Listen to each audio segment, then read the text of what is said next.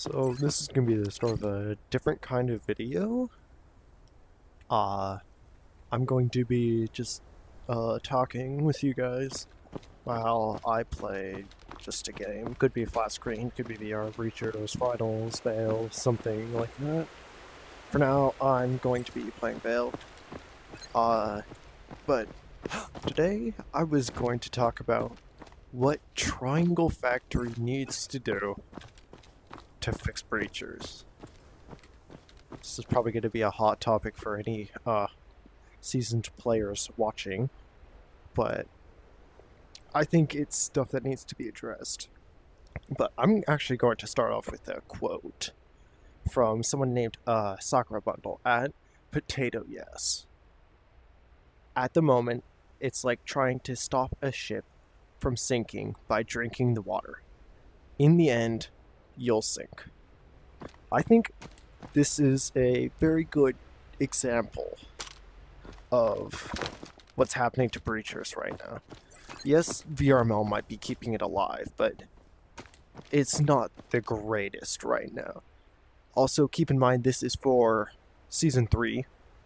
I don't know what'll change in next season, but... Right? Season 3? Spectral Skin season. Don't remember the number. Something else I wanted to mention. You want to tailor it for either long-time players or new ones. And currently, they don't really have either. Which is kind of sad. But, also, before anyone, like, goes into the comments and says, no, I'm wrong, or anything like that, please watch the whole video and, like, actually, like, hear what I have to say. But I wanted to start with Calm. Probably a hot topic.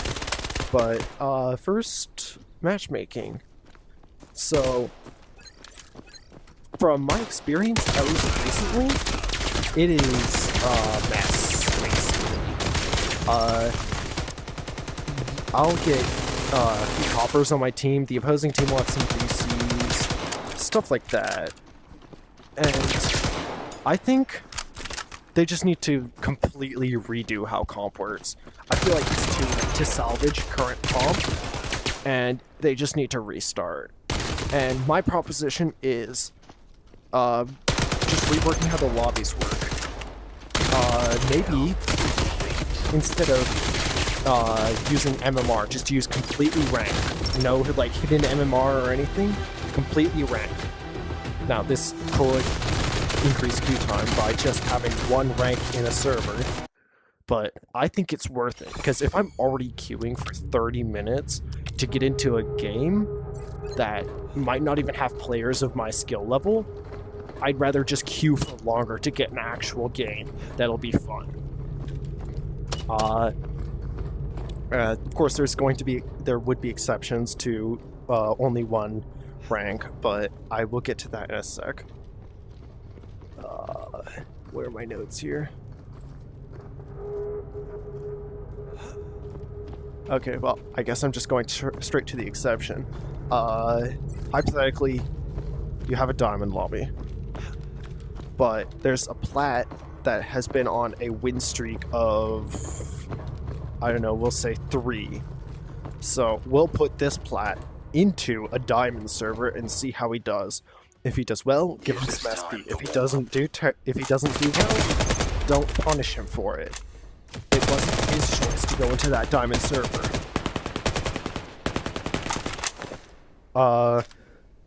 Another thing is the SP gain and loss. That is a huge issue right now. An example I saw in the Discord, and something that actually tends to happen a lot to me, is the example of a plat and a GC are on the same team. The plat can go 15-4, while the GC can go 1-8. And the GC will still get more SP, somehow. Or, if not more SP, relatively the same. And that's complete, like, BS. Like, come on. How does that even work? The kill difference is so it needs to be fixed, and I will put up an example roster, no names or nothing included. Just as an example to show my Plat going 15-7, 2 diamonds, 11-8, 7-4, a gold 2-9, and then a GC 1-8. Player 1 did really good, obviously, so he should get a lot of SP, right? So if we average the KDA of all the players, and assist counting as half a kill, and rounding down when you add them all up, if you average those, it should end up being around 1.32. Let's take the difference, well, assuming they're winning and gaining SP, let's take the difference between the person's KD and the average KDA. The average KD not including assists. So I believe player 1's was... No, we might as well include assists, right? So 2.32? 2.28 to 1.32, that's a pretty big difference. So why not multiply that by 10 and then add 1, right? Let me check my notes. So first, in this example, I think you would get, I think that's around 15 SP, which isn't bad. And then the losses, it would be 30 minus the difference times 10, which, meaning, if you have a good enough KDA, you could technically still gain SP for losing, which I think is a great thing. If you have a 4.0 KD and you still lose, I feel like you deserve to still gain SP, because it's not your fault that you lost. And another idea, GCs, they're supposed to be like the best of the best in breeders, right? So why not have their SP reflect that? Even if they win and they still go negative, they should lose SP, right? After all, they're supposed to be the best, so if they go negative in a game, then they should suffer for it, right? They're the best. They should be able to play consistently, and if not, they shouldn't be the best, right? So, that's an idea. Make them lose SP if they go negative at all. Next problem you could say will be the leavers penalty and people leaving games. Now, I think this is a massive problem because people might be disconnected for reasons out of their control, like headset dying, internet not working some reason, stuff like that. Well, I do think it is kind of their fault that, hey, you shouldn't have played when there's the possibility of internet going out, your headset losing battery, stuff like that. I do think there should be some sort of leeway. So, I think completely remove the 3-minute and then you get leavers penalty. The round after they leave, let the current players vote if they should get leavers penalty. They can either vote to forgive or punish. If they forgive, nothing happens, he's just gone. If they punish, leavers penalty is applied. It's an instantaneous some amount of SP. I'm thinking 25, and for every preceding round, they lose 25 SP, capping at going to 0 SP of their current rank. Now, some people might say this is harsh, but suck it up, you shouldn't have left during a comp game. The only way to... Well, so obviously you'd want a way to not get that leavers penalty. So my idea was, if you play for at least the last 2 rounds of the game, it removes that reverse penalty to an extent. It's not going to remove it entirely, but maybe get rid of 75% of the punishment. I think that is fair, because yes, you shouldn't have left, but at least you did try to leave. Match starting. There's also the problem of what's it called? Canceling games. Yes, canceling games. That is, I've seen a very big issue. And I think they should just completely remove it. It's already broken. Why keep it? Just queuing for like 30 minutes just to get your game canceled is a huge pain to deal with.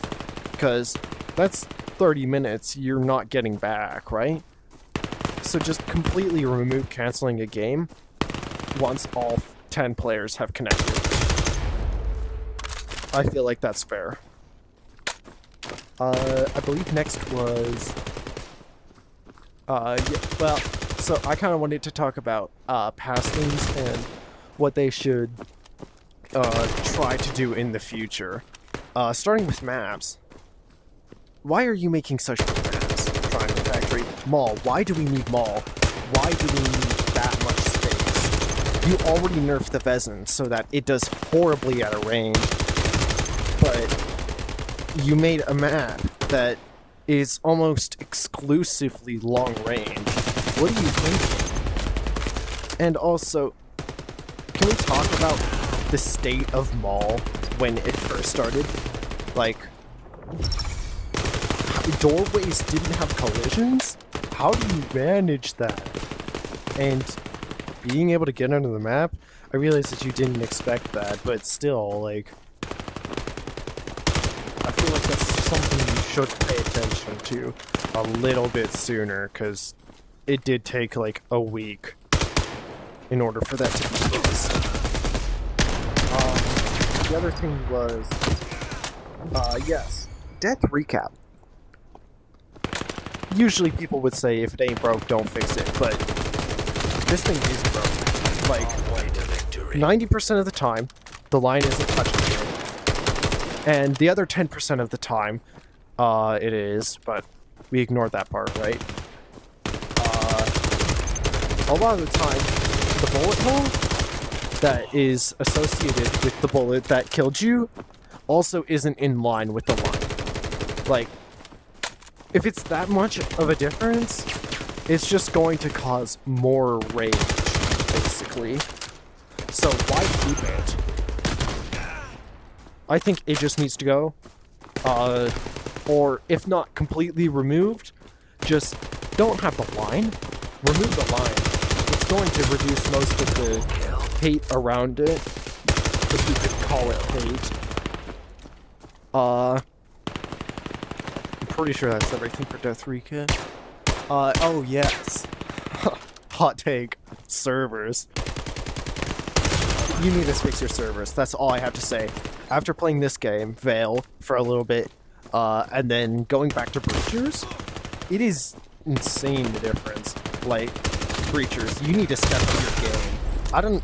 I live in, Southeast America, and somehow I have a better connection on San Jose servers than I do Ashburn servers. Like, that is really messed up. I have better connection on EU servers than South America, or not South America. US East. US East. Like, that is completely messed up. I think that needs to be fixed. I don't know if it's Triangle Factory that has control of the servers, or if they have some other US grounded company set up those servers and whatnot, but something needs to be done about that. It's absurd. Next thing is, well, I guess last point is VRML. Where do you think most of your players are coming from? Exactly, VRML. If you don't tailor stuff like maps, gadgets, balancing guns to VRML, not saying that you haven't done so, or that you haven't committed a whole lot to VRML, like prize pools and the finalist game and all that stuff, but I feel like it's severely lacking, and I just think that more could be done. But that could just be me wanting a lot from a game.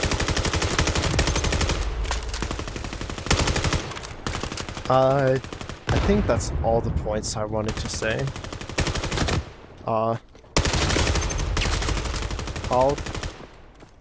I think that's where I'm gonna end the video. I think I covered everything I wanted to. Thanks for listening into my rant.